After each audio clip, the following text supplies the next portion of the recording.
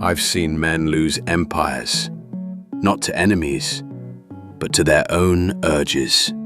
Men who could command rooms, who people feared, who had money, power, influence. They didn't fall in war. They fell in silence. Not bullets, not betrayal. Just lack of control. One decision, one moment of weakness, repeated again and again, and slowly, everything slips. You think destruction is loud. It's not. It's quiet.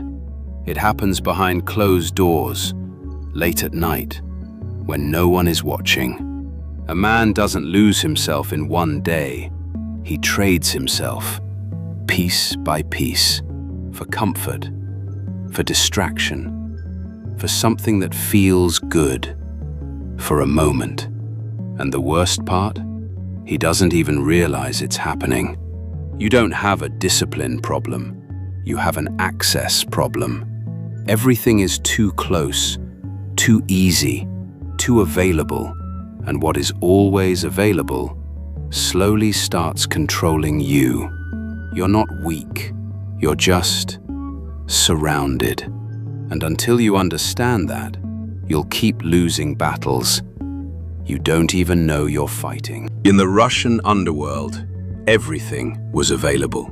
Money without limits, women without effort, power without permission. If I wanted distraction, it was one call away. And that's exactly why most men around me stayed small. They thought access was power. But access was the trap. One man, strong, smart, feared. The kind of man people don't question. The kind of man who walks in and the room changes. He had everything, and he lost everything. Not because he was weak in war, but because he was weak in private. Late nights, when no one was watching. Endless distractions that felt harmless in the moment. No control over the things that didn't look dangerous. He didn't fall in one day. No explosion, no warning. He lost control in small moments, repeated. One night became a habit. One habit became his lifestyle. And his lifestyle destroyed his focus. By the time he realized it, he wasn't in control anymore. And in this life, the moment you lose control, you lose everything. So understand this. What destroys a man is never the obvious danger. It's the things he thinks he can handle. You think your problem is desire? No. Your problem is cheap access. You don't chase anything anymore. It comes to you. In your pocket, in your room, in your hands, at any time you want. Your phone, unlimited stimulation. Endless faces, endless bodies, endless distraction. No effort required. No rejection, no risk, no real cost in the moment. And that's exactly why it's dangerous. Because what costs you nothing now, costs you everything later. You think you're just watching, but you're training your mind. Every scroll, every click, every late night, you're teaching yourself to choose easy over effort. And a man who chooses easy repeatedly becomes weak, silently. No one sees it. No one calls it out. But inside, he loses control. Not in public, but where it matters the most, in private. And once a man loses control in private, it's only a matter of time before it shows in his life. Control doesn't come from fighting urges, because the more you fight, the more you think about it. And the more you think about it, the stronger it becomes. Real control is not resistance, it's indifference. It comes from becoming the kind of man who is not interested in being controlled. A man who doesn't react to everything he sees. A man who doesn't move just because something feels good. A man who chooses, not because he has to, but because he can. In the Russian underworld, we never chased everything we could have, not because we didn't have access, but because we understood something most men don't. If you chase everything, you become owned by everything. But if you can walk away, you own yourself. Because power is not in having access. Power is in choosing not to use it.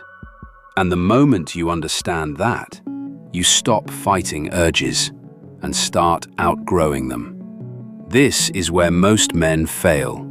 They try to rely on willpower, but willpower breaks. You don't need more motivation. You need a system, a structure that doesn't depend on how you feel. In the Russian underworld, we didn't trust emotions. We built rules. Follow the system or lose control. Simple. Rule 1. Scarcity. If something is always available, it owns you. You think you have control, but constant access removes discipline. So you cut the supply, remove the triggers, limit what you see, control your environment. Because if you don't, it will control you. Rule 2. Delay. Impulse dies when time is introduced. You don't act immediately. You wait. 10 minutes, 15 minutes, long enough for the emotion to weaken, and in that time, you move. Stand up, walk, use your body, because a moving man is harder to control. Rule 3. Trade. Every pleasure has a cost, but most men only look at the reward. You don't. You ask one question: is this worth my focus, my energy, my future? And if the answer is no, you walk away. Rule 4. Redirection. Energy doesn't disappear, it transforms. That urge you feel, that pressure, it's energy. You don't waste it, you use it. Work, train, build something, because controlled energy creates power. Rule 5. Identity. This is the highest level.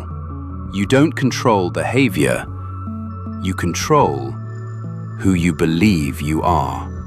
If you see yourself as a man who struggles, you will keep struggling. But if you decide, I don't chase stimulation, I build control, everything changes. Your actions follow your identity, not your intentions. This is the system, not motivation, not temporary discipline, but structure. And once you live by it, you stop being controlled and start becoming the man who decides. And when a man starts deciding, his entire life begins to change. The world doesn't destroy men. Their lack of control does. Not in one moment, not in one mistake, but in small decisions, repeated every day. You think it's harmless. Just one more time, just a few minutes, just tonight, and nothing happens. No pain, no loss you can see. So you do it again, and again, and again, until one day you look back and realize years are gone. No growth, no progress, just time, traded for moments. And the worst part, you didn't even notice it happening, because destruction is not loud. It's silent, slow, patient. A man drowning doesn't panic at first. He doesn't scream. He doesn't fight. He sinks, slowly, quietly, until it's too late. And by the time he realizes, he's already too deep. And that's how most men lose their lives, not by one big failure, but by slowly losing control. You don't quit this life in one day. You replace it, piece by piece. Because what you built over months, over years, will not disappear overnight. And if you try to destroy it instantly, you'll fall back just as fast. So you rebuild, step by step. First, clean your inputs. What you see, what you hear, what you consume, shapes who you become. Remove the noise, remove the triggers, remove what weakens you, and your mind will start to clear. Second, build a routine, because a man without structure falls into impulse. You don't wait to feel disciplined. You decide your day before the day decides you. Wake up with purpose, work with focus, end the day with control. Third, increase your standards. What you accept becomes your life. If you accept distraction, you live distracted. If you accept control, you become controlled. So raise the standard. What you watch, what you allow, what you tolerate, decided carefully. Because discipline is not punishment, it's protection. It protects your time, your energy, your future from being wasted. The strongest men I've seen were not the ones who had everything. They were not the loudest. They were not the most visible. They were the ones who could walk away from anything. Temptation, distraction, easy pleasure. They looked at it and kept moving. That's strength. You were never weak. You were never broken. You were never incapable. You were just overexposed. Too much, too often, too easy. And it shaped you without you realizing it. So now, remove the noise, remove what controls you, and listen to what's left. Because when everything is quiet, you finally hear who you really are.